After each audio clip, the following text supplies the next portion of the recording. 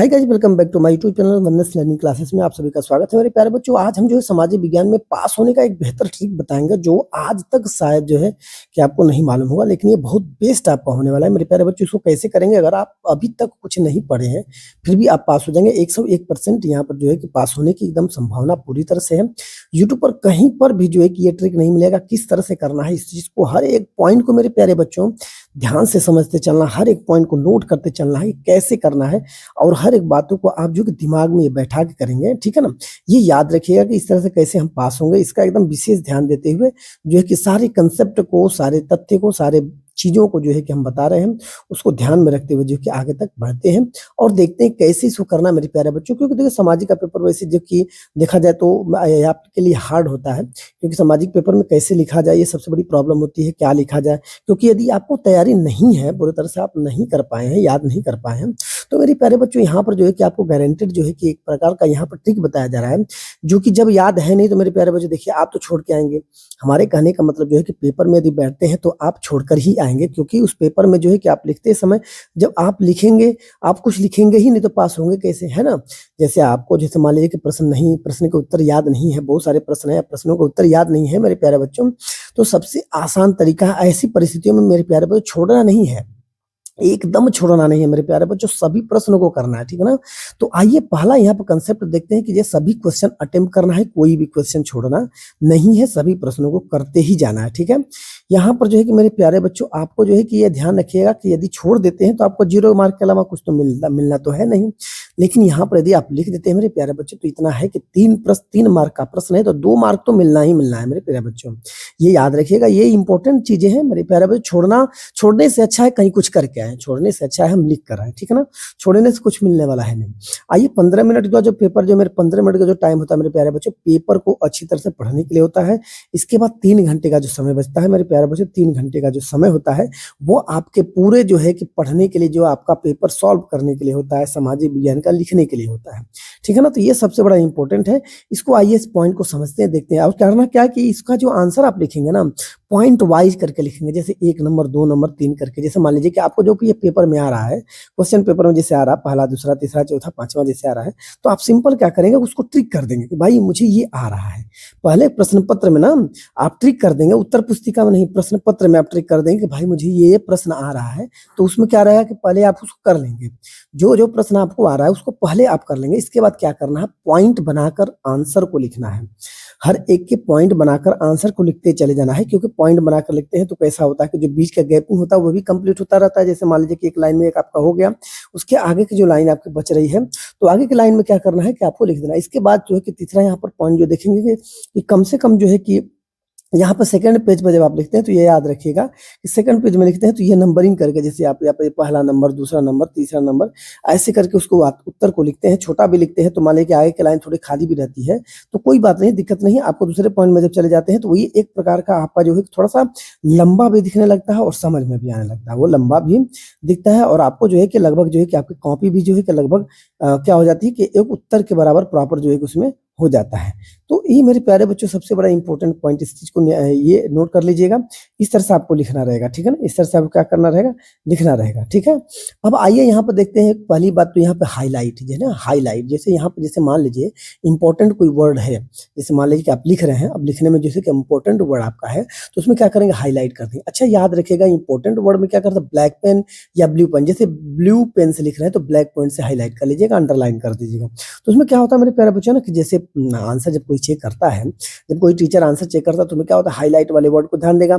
अब highlight word वाले ध्यान को देगा तो और वर्डों की तरफ जो है उसका माइंड नहीं होगा। मतलब 1-2 वर्ड को यदि अच्छी तरह से पढ़ता तो समझ जाता, तो लगभग मेरे प्यार बच्चों यहाँ पर समझिए 4 से 5 लाइन में, यदि आप 4 से 5 लाइन में जैसे 1 पॉइंट करके, 2 पॉइंट करके, 3 पॉइंट करके, 4 से 5 लाइन में यदि आंसर दे देते हैं मेरे प्यारे बच्चों, तो लगभग जो है कि आपके बड़े छोटे से छोटा आंसर का एक बड़ा सा आंसर जो तैयार हो जाता है। जबकि वो जो है कि मार्क, मतलब 3 मार्क का 4 मार्क का प्रश्न उत्तर है, 3 मार्क का 4 मार्क का प्रश्न उत्तर है, तो आप लाइन वाइज करके लिख देते हैं तो मेरे प्यारे बच्चों इसका कंप्लीट हो जाता है, ठीक ना।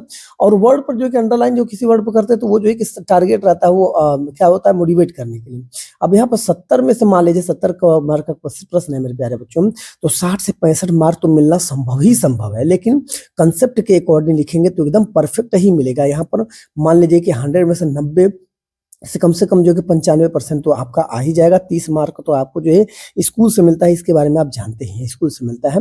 अब यहाँ पे मेरे प्यारे बच्चों फ्लो चार्ट बनाने का यहाँ पर प्रयास पूरी तरह से करना है। फ्लो चार्ट यदि बनाते हैं तो फ्लो चार्ट में मेरे प्यारे बच्चों होता क्या है ना कि इसका जो है कि आपको जो है ना फ्लो चार्ट में एकदम जबरदस्त जो है कि मान लीजिए कि इसमें जैसे ये लॉन्ग जितने इसमें क्वेश्चन होते हैं तो उसका फ्लो चार्ट बनाते हैं तो एक नंबर जबरदस्त जो है कि इसमें क्या होता है, एक लुकआउट इसका आता है और एक अच्छा तरह से देखने के लिए जो है कि एक कंसेप्ट हो जाता है। तो इसमें करना क्या होता है मालूम है ना, इसमें क्या करना होता है मेरे प्यारे बच्चों, जैसे परिवहन के बारे में दे दिया है, परिवहन के बारे में, तो परिवहन के बारे में है तो कौन से परिवहन होते हैं, जैसे स्थल परिवहन है, ठीक है ना, मतलब जमीन पर चलने वाले। फिर इसके बाद जलीय परिवहन है, जलीय परिवहन।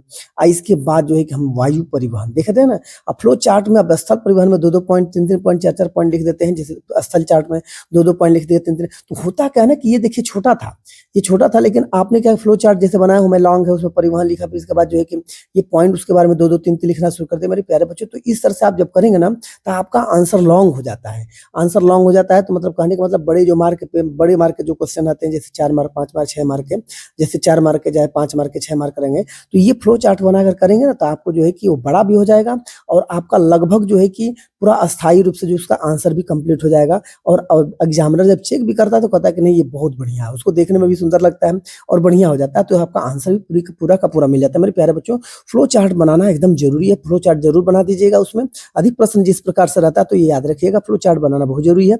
इस तरह से मेरे प्यारे बच्चों अगले प्रश्न पर हम देखें कि हर आंसर के बाद 2 लाइन का यदि गैप देते हैं, जैसे एक आंसर लिखे, तो मेरे प्यारे बच्चों इसके पहले भी बहुत सारे वीडियो मैंने बताया है ना कि जब प्रश्नों को पढ़ते तो उसमें जो है कि एक डेफिनेशन की तरफ से वहां पे एक लाइन में डेफिनेशन लिख दीजिए। पहले एक लाइन में डेफिनेशन, यहाँ पे पहले प्रश्न उत्तर लिखेंगे, प्रश्न उत्तर करके 1 नंबर डाल देंगे और नीचे से एक लाइन में डेफिनेशन लिख दीजिए। जैसे मान लीजिए कि अभी है परिवहन का, तो परिवहन हेडिंग डाल दीजिए, ठीक है ना, परिवहन हेडिंग डाल दीजिए।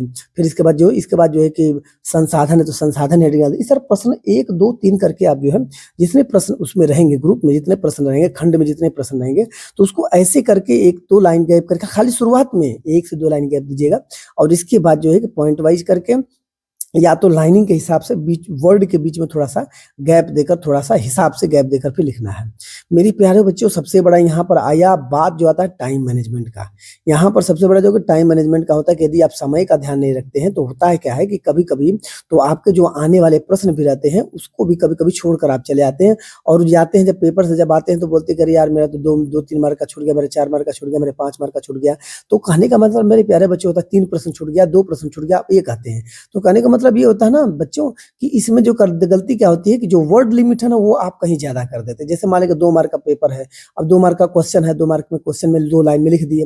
अब वो क्या करते हैं कि 2 लाइन में 3 लाइन में आंसर होने वाला है, आप लगभग 1 पेज में लिख देते हैं, सोचते हैं कि नहीं ये सही नहीं होगा, ये सही नहीं है, चलो इसको थोड़ा और बढ़ा देता हूँ, थोड़ा और बढ़ा देता हूँ जिससे कि अच्छा मार्क मिल जाएगा। मेरे प्यारे बच्चों ऐसा नहीं होता ना, ठीक है ना, याद रखिएगा ऐसा नहीं होता है। प्रॉब्लम क्या होती है ना मेरे प्यारे बच्चों कि जितने मार्क का है ना उतने ही मार्क के हिसाब से जो है कि मान लीजिए कि उसको आप कंसेप्ट वाइज वर्ड सीमित शब्दों में आपको लिखना होता है, ज्यादा से ज्यादा नहीं लिखना होता, याद रखिए। क्योंकि 3 घंटे 15 मिनट का पेपर तो 15 मिनट तो पढ़ने में चला गया, 3 घंटे का पेपर है तो उसमें वर्णनात्मक है, उसमें मान लीजिए कि आपको बहुत कुछ आता है तो उसमें लिख लेना, जो नहीं आता है तो सोच समझ के उसको ट्रिक के माध्यम से लिखना। तो ट्रिक के माध्यम से लिखने में थोड़ा सा समय जाता है, तो इसलिए क्या कहा जाता है कि इसमें जो है कि समय का मैनेजमेंट ज्यादा सही रहना चाहिए, टाइम मैनेजमेंट एकदम पूरा कंप्लीट होना चाहिए, ठीक है ना, जिससे कि आपके पूरे आंसर जैसे 2 4 6 मार्क के जितने भी आंसर हैं आप कंप्लीट उसमें लिख सकते हैं और तैयार कर सकते हैं, ठीक है मेरे प्यारे बच्चों। ये सबसे बड़ा इंपॉर्टेंट ट्रिक है, ये याद रखिएगा। वर्ड्स लिमिट भी आपके लिमिट होने चाहिए, क्योंकि इसके पहले भी मैंने बहुत सारे वीडियो में कितने में उत्तर लिखना चाहिए, कितना लाइन में किसका उत्तर होना चाहिए, 2 मार्क में कितना लिखना चाहिए, 3 मार्क में कितना लिखना चाहिए, 4 मार्क 5 मार्क 6 मार्क में कितना कितना लिखना चाहिए मेरे प्यारे बच्चों। ये बहुत इंपॉर्टेंट चीजें हैं, इसको जो है कि आप नोट एकदम कर लीजिएगा। अब आइए लघुत्तरी प्रश्न पर देखते हैं कि जर्मनी का स्पष्टीकरण कब और कैसे हुआ। देखिए यहाँ पर फ्लो चार्ट बनाया ना मैं, यहाँ फ्लो चार्ट बनाया, तो पहला राष्ट्रवादी भावनाओं का उदय, राष्ट्रवादी भावनाओं का उदय। फिर इसके बाद देखिए नीचे एकदम मैंने क्या कर दिया वहां पर, देखिए यहाँ प्रश्न, ये देखिए नीचे इस प्रकार से देखिए फ्लो चार्ट बनाया हूं कि नहीं बनाया हूं। अब यहाँ पर क्या हुआ कि फ्लो चार्ट देखिए, इसमें फ्लो चार्ट का सबसे बड़ा कमाल है इसमें, क्योंकि आपको जगह भी जो है कि इसमें कवर हो जाती है और आंसर भी आपको जो है कि छोटा सा आंसर जो है कि आपको अच्छा दिखने में लगता है। तो यहाँ फ्लो चार्ट राष्ट्रवादी भावनाएं का उदय कब हुआ, तो यहाँ पर मेरे प्यारे बच्चों देखिए फ्लो चार्ट बना दिया। अब यहाँ पर क्या करना है कि नीचे कब हुआ, तो यहाँ पर उसका डेट यदि याद आपको है, याद रखिएगा, याद रखिएगा यहाँ पर 1848 में निर्वाचित संसद, ठीक है ना, 1848 में निर्वाचित। और दूसरा राजशाही और, ठीक है ना, यहाँ पर फोन द्वारा दमन, फौज द्वारा दमन, ठीक है ना, फेज द्वारा दमन। यहाँ पर फ्रांस का नेतृत्व, यहाँ पे ऑटोमान बिस्मार्क का भूमिका, 3 युद्ध हुआ था, ये देखिए फ्लो चार्ट बना, 3 युद्ध हुआ, तीनों युद्ध में मैंने उसका लिख दिया जर्मनी साम्राज्य, ये हुआ आपका जो घोषणा 18 जनवरी 1871 में। यदि आपको ये सब डेट थोड़ा-सा याद रहेगा, तो आप लिख दीजिएगा। थोड़ा-सा यदि डेट कभी-कभी भूल जाता है, तो कोई भी वहाँ पर नंबर डाल देंगे, चल जाता है, ठीक है ना?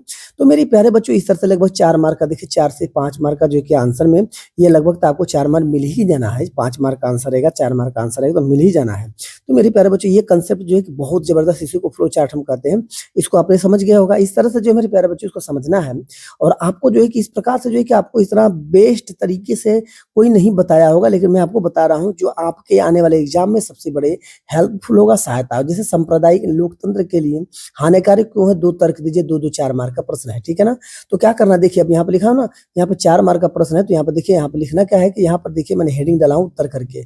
उत्तर करके मेरे प्यारे बच्चों हेडिंग डाला हूँ, छोड़ने से अच्छा है कुछ लिख के आए, पहली बात सांप्रदायिक लोकतंत्र के हानिकारक हैं, के लिए हानिकारक है। बस इस तरह से आप हेडिंग डाल दिए।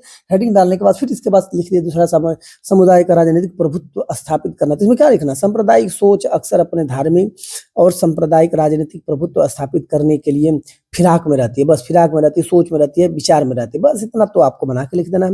अब इसके बाद उसमें क्या-क्या आता है, कुछ पॉइंटों को जब आप नोट्स याद करते हैं ना, जैसे आप डेफिनेशन याद कर लेते हैं, डेफिनेशन भी कल याद रहता है, तो फिर इसके बारे में थोड़ा-सा बनाकर भी लिख देने पर आपको जो मार्क मिलना ही मिलना है। तो ये मेरे प्यारे बच्चों कोशिश है कि पूरी तैयारी की रहे। बट जो यदि ऐसे इम्पोर्टेंट समय में, ऐसे महत्वपूर्ण समय में ये मामला हो जाता है, तो हिंसा, दंगा और नरसंहार लिख के, और उसमें जो आपके सामने जैसे मान लीजिए समाज में दिखा हुआ है कि जैसे हिंसा होती है, नरसंहार होता है, तो आपस में लोग लड़ते हैं, एक दूसरे को जो है कि जलन और ईर्ष्या के हिसाब से जो है कि उसका नुकसान पहुंचाना चाहते हैं, ठीक है ना? और समाज पर उसका बुरा असर पड़ता है। तो यही सब मेरे प्यारे बच्चों इसमें जो है उसके बारे में अच्छी तरह से आपको लिखना है। ये ज़बरदस्त मेरे ट्रिक है मेरे प्यारे बच्चों। यहाँ पर दीर्घ उत्तरी प्रश्न की तरफ चलते हैं। तो आइए यहाँ पर देखते हैं संघवाद क्या होता है। भारत के संघीय ढांचे की 4 विशेषताएं बताइए। ये 2 1 3 1 4 2 5 2 1 6 मार्क का होगा, ठीक है ना? यहाँ 2 1 3 3 1 4 4 1 5 1 6 मार्क का मेरे प्यारे बच्चे संघवाद हेडिंग डाल दिए।